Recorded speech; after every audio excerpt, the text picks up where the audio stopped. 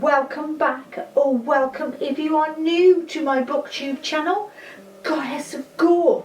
My name is Vix and I like to talk about horror, thriller, sometimes fantasy and occasionally sci-fi books every week. Today I want to talk about all of the books that I want to read for the month of July. Can you believe it's July already? Oh, and it's Summerween in the middle of July, so I need to have a think about what I want to read for that, because I haven't made my decisions yet. And am I going to be vlogging it? I'm so unprepared this time. And as usual, there's plenty going on this month, so let's get on with it.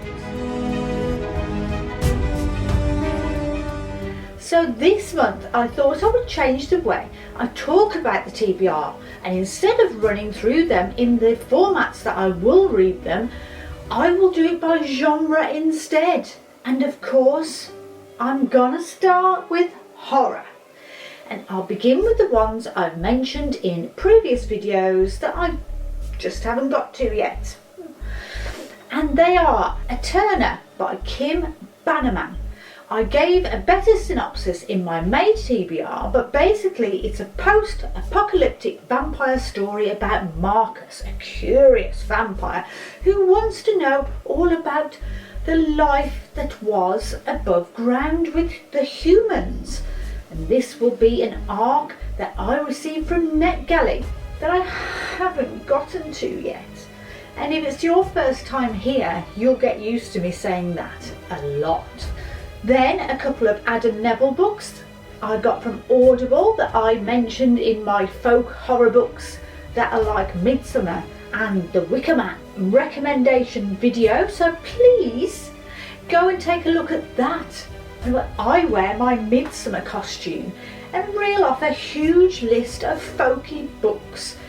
So I'll be listening to The Ritual, about a bunch of ex-uni friends getting back together for a hike in the Scandinavian wilderness when they come across an abandoned farmhouse and things turn a little sideways when they have a mooch around. And then I will be getting to Last Days, about a documentary maker looking into the Temple of Last Days cult. I will put the links for the videos that I have mentioned them before down below, so take a look at them if you are so inclined. Then to the rest of the horror. First, Everyday Monsters by Travis Betts, and this is a comedy horror, and I don't think I've read any comedy horror before. I mean, I've read horror that was laughable, but I'm sure it wasn't intentional. But this is about two characters, Derek and Paxton, who have the misfortune to be bonded together because, well, poor Paxton is dead and was happily being miserably dead for about 100 years, and now she's stuck in this stupid fleshy body belonging to Derek, who has a hatred of all things monsters and ghouls. Monsters and ghouls, because he is convinced that monsters and not his parents killed the neighbours. I got this book from NetGalley last year.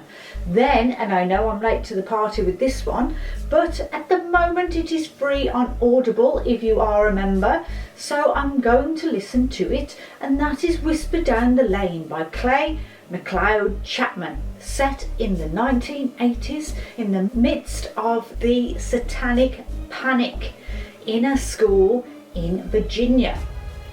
This follows a teacher named Richard and a 5-year-old new boy at school, Sean, who, after he told one little tiny lie, cannot go back on it, and it kind of snowballs and into the mass hysteria that was the satanic panic. And now, 30 years later, someone hasn't forgotten that the debt of the lie is still outstanding. Then, a somewhat short book, Visited by Dreamscape by Louise Worthington, and this has inside 7 short gothic inspired stories, so a mix of gothic, contemporary, psychological horrors, and being only 138 pages, these should fly by. Then, a nice little young adult supernatural spooky book series that was recommended by the gorgeous Leanne over on Literary Diversions, and that is Lockwood & Co. books by Jonathan Stroud.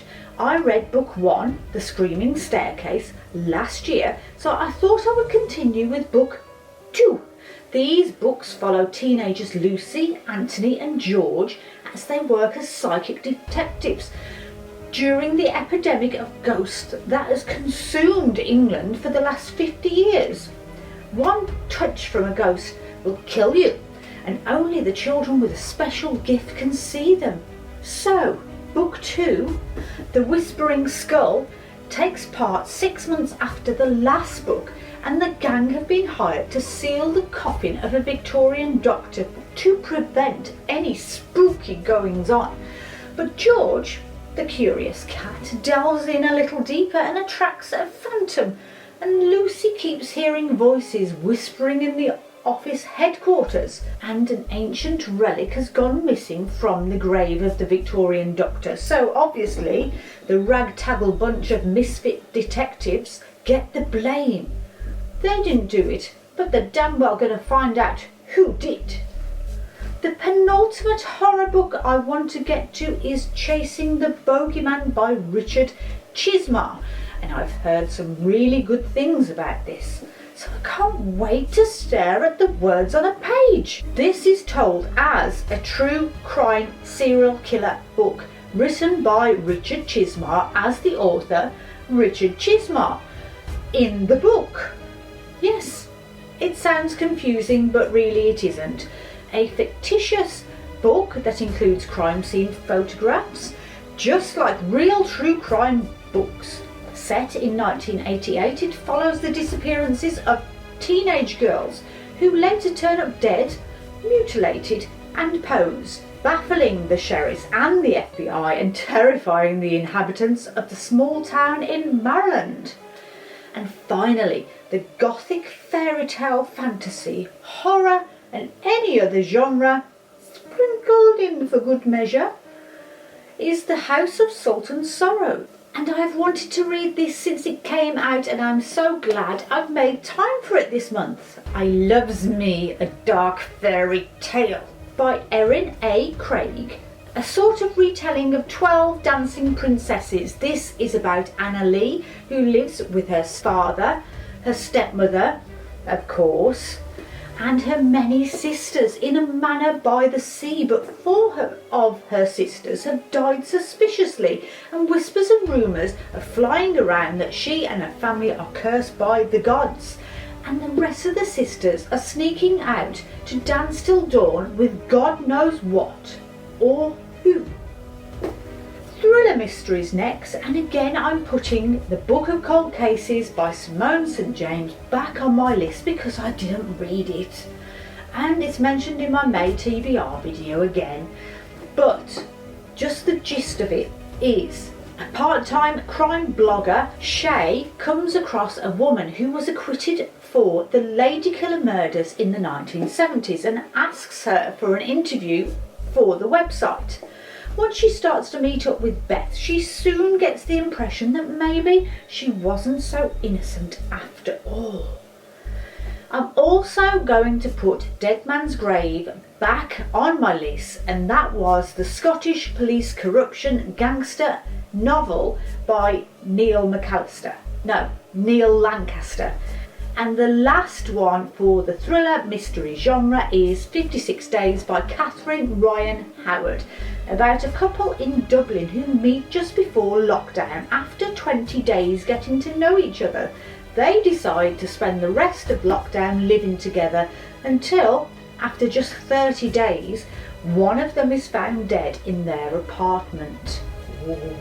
Lockdown has just given someone the perfect prey, but will the police discover what really happened in the last 56 days? Next is the sometimes fantasy, and the book I previously mentioned in my May TBR again is She Who Became the Sun by Shelley Parker Chan.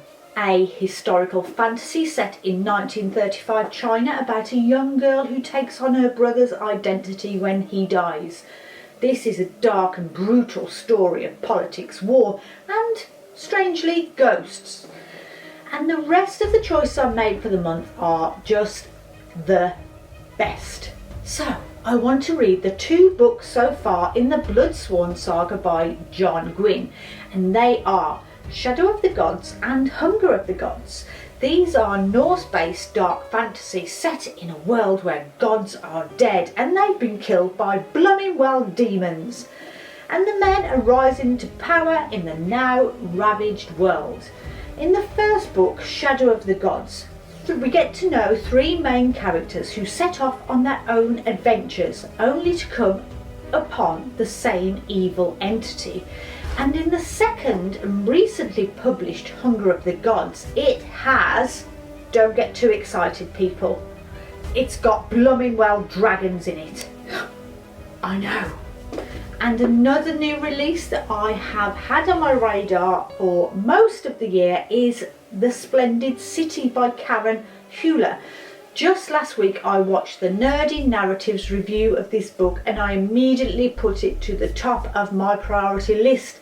And it's mainly because it involves a gun-toting cat named Stan. Eleanor is a white witch who lives in Liberty, Texas, in this near reality and is now under house arrest with Stan, who used to be her co-worker but now exists as a talking cat. Who is partial to a few beers and shooting people. When Eleanor gets involved in trying to find a missing witch from another coven, paranoia and suspicion are rife in the police state of Texas. And then the last one will be The Sword of Gan by M.L. Wang.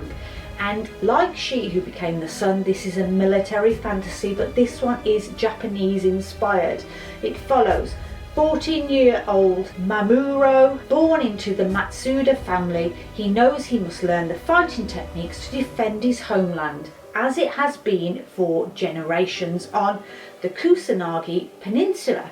But when a stranger tells him that the age of peace is all a myth, Mamuro may not have as much time as he thought to learn how to defend the empire. And will his mother, Misaki, be able to continue to hide a violent fighter past and keep her sword under wraps when the invasion is knocking on the door and her true self is itching to be set free and her true self can be unleashed? So, that can only leave us with the last genre. Occasionally sci-fi books. So, the straggler from the May TBR pile is Notes from the Burning Age by Claire North, a dystopian sci-fi about Ven, a protector of ancient texts and knowledge in the aftermath of war and climate disaster. This turns into a bit of an espionage cat and mouse mystery when the revolutionaries known as the Brotherhood turn up and want Ven to translate the text for them. I'm still not sure about this book, but we will see. And then I want to read Band of the Moonlit Waters by Brad Boosie. And I have heard some amazing things about this book from beautifully bookish Bethany. So, Commander Tyler Ryan Tor and a group of refugees from Earth wake up from a deep sleep, having set off on an interstellar trip after crashing on an alien world. They were supposed to be on their way to a habitable planet, but instead the commander is being pursued by some evil who wants his knowledge of weapons. And after the crash, he's suffering from complete memory loss, and it's up to the rest of the crew to save him from the Dark Lord's control, and quite possibly save this world from annihilation too. And finally, another sci-fi horror thriller, and it's The Last Astronaut by David Wellington, about Sally Jensen, who is haunted by her failed past of a Mars mission disaster. She lives in complete anonymity, and she's about to be the one and only hope for NASA and Earth when an alien object is on a crash course that will end in complete annihilation for Earth. and is ignoring all attempts of communication. Only Sally, being the last astronaut on Earth, can complete the mission to the object. But when it begins to reveal itself and its intentions, the lives of all humanity lie in Sally's hands. So that's it. 20 books. How many do you think I'll actually read this month? If I was a betting woman, I'd say it's highly unlikely I will read all 20. But it will remain to be seen. I do hope you don't make false promises to yourself like I do. And let me know in the comments what you're reading this month, and are you just too busy enjoying the summer while it's here? Have you read any of these books, and do you think I will enjoy them?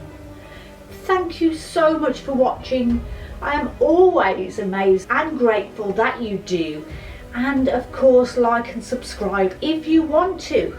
And remember, when the moon is waxing and the world is asleep, through woods and the fields, the werewolf will creep. Until next time, bye bye.